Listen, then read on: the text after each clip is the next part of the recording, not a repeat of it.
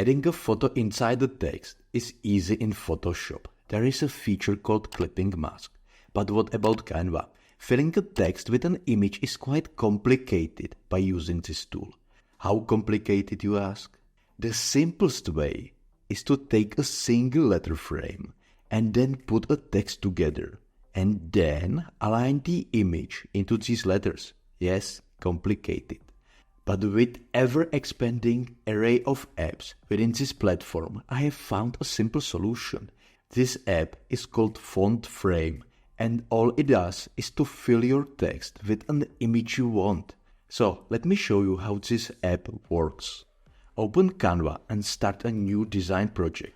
Then go to the app section in the left sidebar and in the search bar type FontFrame.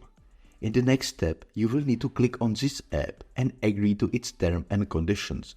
When finished, you will see a simple interface for this app. Under the image and text section, you will see a button to upload your image scale, and a field to type your text. Just little recommendation. I have found that the best results are achieved when you type a text with at least 2 words that are below each other.